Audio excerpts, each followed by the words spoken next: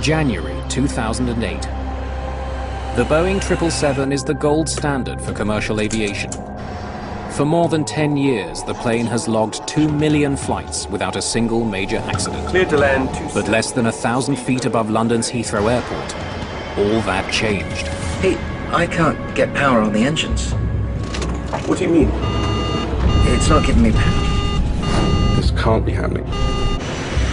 I thought if I don't do anything, then everybody will die. Mayday! Mayday! Speedbird! Speedbird!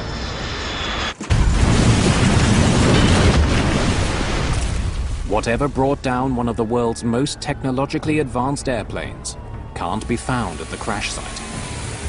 They had the pilots, they had the passengers, they had the aircraft, they had everything there, except the thing that caused it. That had disappeared, as if by magic.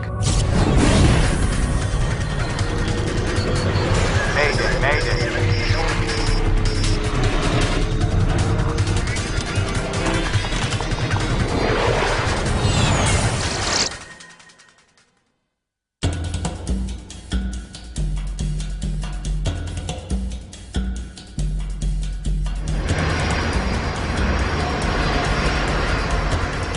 British Airways Flight 38. A 10.5-hour journey from Beijing to London. Captain Peter Burkill has made this trip many times before. I was operating that route a lot. It was one of my favourite flights because it was daylight. You could see the views the whole way along the route. Burkill and First Officer John Coward both have thousands of hours flying the 777 under their belts. It's a joy to fly. She handles really well. She's got modern equipment. The computers are easy to use. She's got the range, the ability to do short haul as efficiently as long haul. For these two, as for many pilots, a day on the job consists of sitting in the cockpit for long hours as computers fly the plane. Powered by two massive Rolls-Royce engines, the Boeing 777 is one of the safest planes in the industry. Nick Harris is flying back to London after a business trip to China. The good thing was it seemed to be that we were coming in early into Heathrow. I was looking forward to getting home to see the family. Flight 38's destination is Heathrow Airport, one of the busiest international airports in the world. Nestled in the southwest corner of London, it's bordered by the A30 motorway. People who live in the nearby neighbourhood of Hounslow are well accustomed to the sound of jets taking off and landing.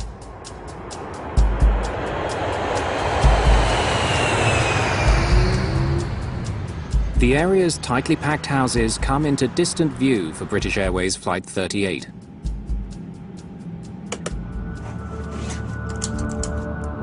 The autopilot is in control as the crew lines up with runway 27 left. As it nears the ground, the plane is buffeted by some high winds.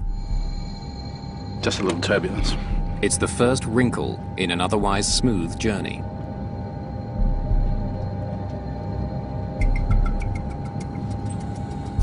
That's not me, that's the auto throttles doing their thing. We were picking up wind gusts of about 20 to 30 knots, and we were fully aware that the auto throttles would be able to cope with that, so they'd be moving up and down quite a lot. You might want to keep the autopilot on a little longer than usual, to let the wind come down. Will do. In turbulent weather, the autopilot can make faster adjustments to keep a plane level than the pilots. 1,200 feet above ground. I'll have to turn that off for now, sir. Sure. Thank you. 2 minutes before landing, Coward takes over flying the plane. You have control? Just as the two pilots had planned. I have control.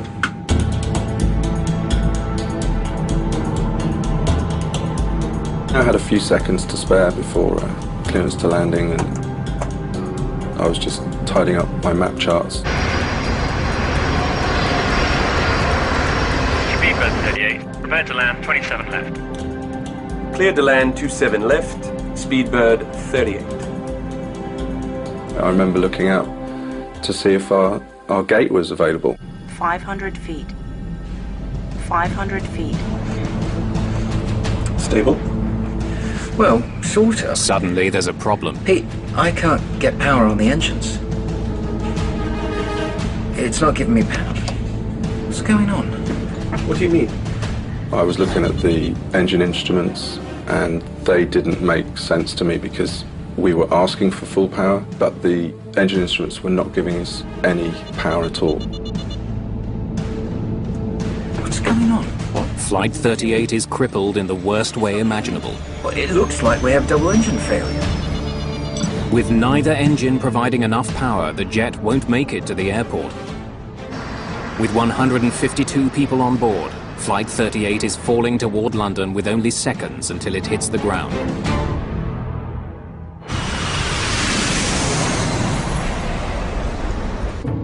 This can't be happening. This is one of the most modern jets in the world. In the cabin, there's no indication that anything's gone wrong. On approach to land, everybody seemed relaxed in the cabin. We were just looking forward to landing. Airspeed low, airspeed low, Airspeed low. And now I was looking at our impact point. I could see a set of buildings around the Hatton Cross area and a petrol station. I just knew if we were hitting those, then it was certain 100% fatalities. At that point, I felt the weight of my 4 bars on my shoulder. I am the captain. If I don't do anything, then everybody will die.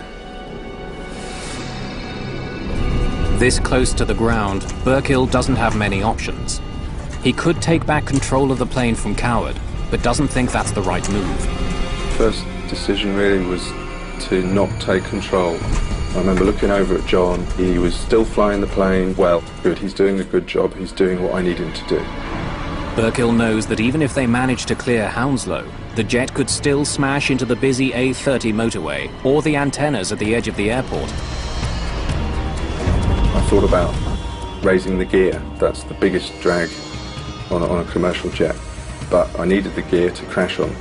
We were going to impact, and that was going to take the brunt of the impact, so I had to leave the gear down. With a crash imminent, Burkill has only one move left. But it comes with enormous risk. I knew I had about 15 seconds to make a huge decision. I needed to get past those buildings. It was obvious to me that I needed to raise the flaps. Retracting the flaps will reduce drag but also lift. The plane will fly further but drop faster. Burkill must determine which is more important. I wanted to discuss it with the crew, but this was all in a matter of seconds. I remember holding that lever for a fraction of a second. He hopes this move will help his plane avoid catastrophe. The effect was immediate. Now Burkill makes the announcement every pilot dreads. Mayday! Mayday! Speedbird! Speedbird! It was hard, very hard. I remember the couple of impacts and the noise. Good God. The landing was hard. Just a huge bang. The noise, bits falling off the ceiling. Then I also became a passenger because we were now in an uncontrolled aeroplane. We were sliding along the ground and I didn't know what we were going to hit next. And then I thought about my wife and kids and I said goodbye to them. The lights went out. I could hear the wreckage breaking up. And then we stopped. When we actually stopped, I was surprised that I was still there. And then I looked round the flight deck and I was more surprised to see that all three of us were unscarred. Everybody stay seated with your seatbelts fastened! And I quickly became the captain again. The crew switches off the fuel, APU fire switch. hydraulic and electrical systems. Control switches. Cut. Checklist complete. I then had to look after my survivors. I thought 20% were dead because this aircraft was broken up. This is an emergency. Evacuate! Evacuate! The air stewardess then took control completely. And as she opened the door, I smelt the fuel. We should hurry. And realized that we need to get off this aircraft. The big danger now is fire. Having survived the landing, passengers could be killed if flames sweep through the jet. Jump! Jump! I left all my luggage and just got myself down the slide. Jump! Let's get out of here. I went through the galley and checked the right-hand aisle, and I was surprised to see nobody there. Despite Burkill's fears, there are no casualties.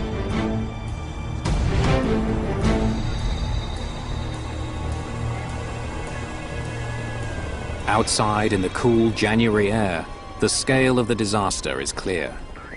The right wheel had actually been ripped off during the impact. The engines were just sad. They were all ripped apart. The cowlings were ripped off, and the engines were half buried. It wasn't an aircraft anymore. I now start to realize that we've been involved in a major accident. I saw the damage to the undercarriage and to the wing. The plane narrowly missed the A-30 and the antennas at the foot of the runway. It could have been total devastation. If the impact had been on anything other than soft mud and grass, the likelihood of a fire was immense. Given the amount of damage, it's incredible that only 47 people were injured. I felt quite lucky that I was still alive. It was quite a surreal feeling.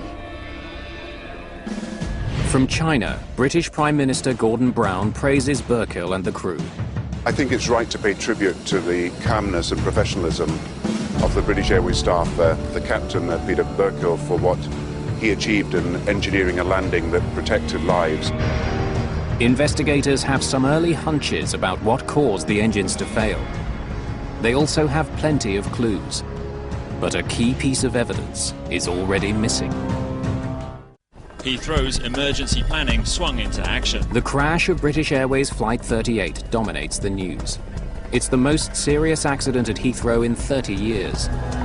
Heathrow Airport is a very busy airport. It is the main airport in the UK, so anything that happens in Heathrow Airport immediately hits the media. More significantly, the 777 is one of the world's most modern and reliable jets. The accident unsettles the airline industry. The 777 is as safe as an airplane can be. It had such a superb safety record. What on earth happened? You don't like not knowing whether it might happen to the rest of your fleet. Investigators quickly arrive on the scene. Phil Slight is the lead engineer for Britain's AAIB, the Air Accidents Investigation Branch. When you first approach an accident site like this, the first thought you've got is, where do I start? The plane landed about 1,000 feet short of the runway. The landing gears pushed up through the wings. The nose landing gear collapsed. Just hours after the crash, investigators interview the crew. Captain Peter Burkill has a first-hand account of what happened. I think I wanted to talk about it because I knew of the innocence of the whole crew. This isn't our fault. We didn't do anything wrong. But the engines weren't giving us any more power. Well, it looks like we have double engine failure. We tried to give them more power manually, but there was nothing. Burkill explains that something had caused both of the jet's Rolls-Royce engines to roll back at the same time, robbing the aircraft of power. Acceleration on both. When you hear something of a double engine failure, you start looking at what's common. What could cause both engines to fail at the same time? So our first thoughts were that it may have run out of fuel. A fuel shortage is rare, but it has happened before. In 1983, a Boeing 767 ran out of fuel flying over central Canada. A mistake in converting between metric and imperial measurements left the plane with much less fuel than the crew thought. At 26,000 feet, they lost power to both engines. The captain was able to glide the plane to a safe landing at an abandoned airbase